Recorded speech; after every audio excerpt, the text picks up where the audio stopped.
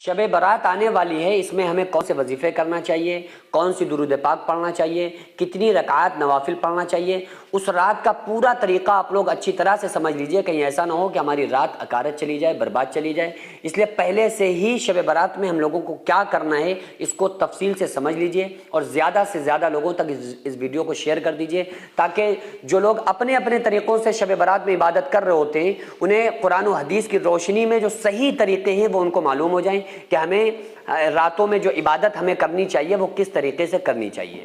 دیکھیں، شب برات کی فضیلت حدیث پاک میں مفہوماً آئی ہے، اور آقا علیہ الصلوۃ والسلام کی حدیث کا مفہوم ہے کہ اللہ تعالیٰ اس رات تقدیر کے بھی فیصلے فرماتا ہے، اور اللہ تعالیٰ بنو کلب کی بکریوں کے برابر لوگوں کی بخشش فرماتا ہے۔ تو اس رات میں لوگ جاگتے ہیں۔ اچھا، شعبان کا پورا مہینہ آقا علیہ الصلوۃ والسلام بہت عبادت فرماتے تھے۔ پورے مہینے میں آقا علیہ الصلوۃ والسلام سب سے زیادہ روزے رکھتے تھے نفلی، اور بہت عبادت فرماتے تھے۔ تو ہم لوگ کیا کرتے ہیں کہ ہم لوگ صرف رات میں جاگتے ہیں اور جاگنے کو دین سمجھتے ہیں۔ دیکھو نا میرے بھائی، جاگنا دین نہیں ہے، بلکہ دین پر عمل کرنا دین ہے۔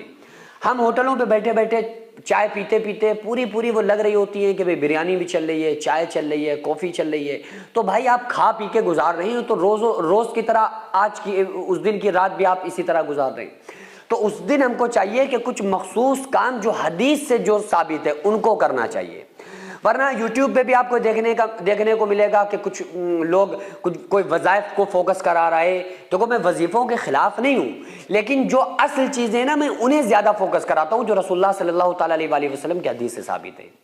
آقا علیہ الصلوۃ والسلام نے دعا پر فوکس کرایا ہے۔ تو وظیفوں میں آپ کا مقصد پیچھے چھپا ہوتا ہے۔ آپ وظیفہ کیوں پڑھتے ہیں؟ آپ کے وظیفہ پڑھنے کا مطلب ہوتا ہے کہ بھئی ہم اس لیے پڑھ رہے ہیں تاکہ ہمیں یہ چیز مل جائے۔ تو ہمارا مطلب یہ ہے کہ آپ رسول اللہ صلی اللہ علیہ وسلم نے جو دعا سکھلائی آپ اس پر عمل کریں۔ آپ وظیفے کے علاوہ دعا پہ فوکس کریں۔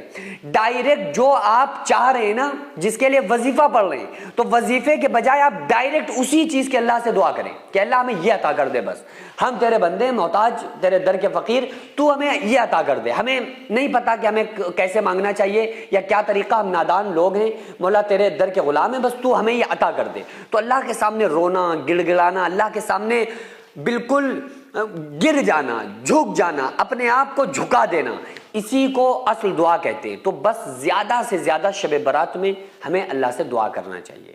اور یاد رکھیں کہ شب برات میں کوئی خاص طریقہ شب برات کے لیے نہیں آیا ہے کہ شب برات میں یہ عمل کرو، ایسا کوئی طریقہ حدیث میں نہیں ہے، لیکن جو طریقے ہر رات کے لیے موجود ہیں، تو انہی جو ہر رات کے لیے طریقے موجود ہیں، کم سے کم اس رات میں ان اعمال کو ہم فوکس کر لیں۔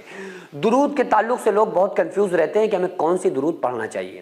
تو آپ تھوڑا سا بھی اپنے دماغ پر زور ڈالیں گے نا تو آپ کو سمجھ میں آ جائے گا کہ کون سی درود سب سے زیادہ افضل ہے۔ ویسے تو آپ جو چاہیں درود پڑھ سکتے ہیں، جس میں آقا علیہ الصلوۃ والسلام پر، آل رسول پر درود سلام پڑھا گیا ہو، بھیجا گیا ہو، اس درود کو آپ پڑھ سکتے ہیں۔ لیکن آپ کا سوال یہ ہے کہ سب سے بہتر درود کون سا ہے؟ تو وہی درود ہے جو اللہ تعالیٰ نے اور رسول اللہ صلی اللہ علیہ وسلم نے نماز میں رکھا ہے، یعنی درود ابراہیمی۔ اللہم صلی علی محمد وعلی آل محمد کما صلیت علی ابراہیم وعلی آل ابراہیم انک حمید مجید، اللہم بارک علی محمد وعلی آل محمد کما بارکت علی ابراہیم وعلی آل ابراہیم انک حمید مجید۔ یہ چیز اچھا، لوگ گن رہے ہوتے ہیں کہ ہم نے 100 بار درود پڑھ لیا، 200 بار پڑھ لیا۔ آپ گن کے بھی پڑھ سکتے ہیں، شمار کرنا چاہیں تو کر سکتے ہیں، لیکن یہ ایسی چیزیں ہوتی ہیں کہ جنہیں شمار نہ بھی کرو نا تو اور مزہ ہے کہ آپ بس پڑھتے رہو، جتنا وقت ہے بس آپ پڑھنے میں گزار دو، آپ گنتی بھی چھوڑ دو، آپ بس پڑھتے رہو، جو وقت ملے آپ پڑھ لو۔ دوسرا سب سے امپورٹنٹ کام قرآن کریم کی تلاوت، اور ترجمے کے ساتھ پڑھ لو نا تو مزہ آ جائے۔ لیکن وہ آیات جو آیات متشابہات ہیں، جن میں مسائل اللہ تعالیٰ نے بیان کیے، اگر ان کو سمجھنے میں تھوڑا سا کسی عام بندے کو پرابلم ہو رہی ہے تو عالم سے اس مسئلے میں پوچھ سکتا ہے۔ باقی جہاں اللہ نے توحید ہی سکھائی ہے قرآن میں، آپ احکام بتائے ہیں، آپ ان کو ترجمے کے ساتھ پڑھیں، یہ آپ کے لیے اور زیادہ بہتر ہے۔ تیسری چیز، کتنی رکعات نوافل پڑھنا چاہیے؟ دیکھو، نوافل کے تعلق سے اگلے دن شب برات میں لوگ کہتے ہیں کہ ہم نے 100 رکعت نوافل پڑھی، کوئی کہتا ہے ہم نے 50 رکعت پڑھی، ایک دوسرے سے فوقیت میں پڑھتے ہیں۔ یاد رکھو، ہمیں 100 نوافل کی ضرورت نہیں ہے، اللہ 100 نوافل نہیں چاہتا ہے۔ اللہ تعالیٰ چاہتا ہے کہ آپ 2 نفلیں پڑھو، لیکن ایسی پڑھو کہ بس اپنے رب کو راضی کر لو۔ 2 نفلیں پڑھو بڑی خشوع و خضوع کے ساتھ، اللہ کے سامنے بچ جاؤ، بس اللہ کے سامنے رو رو کے اپنے گناہوں کی معافی مانگ کے اللہ کو راضی کر لو۔ تو سب سے امپورٹنٹ جو چیز ہے نا، شب برات کا مطلب کیا ہے؟ برات کا مطلب نجات شب مطلب رات، تو نجات والی رات، تو کیا نجات یعنی کہ ہمیں چاہیے ہم فوکس کریں کہ ہم اپنی پچھلی زندگی جو ہماری گناہوں میں ڈوبی وہ اس پر توبہ کریں، سب سے زیادہ خصوصی طور پر توبہ کریں۔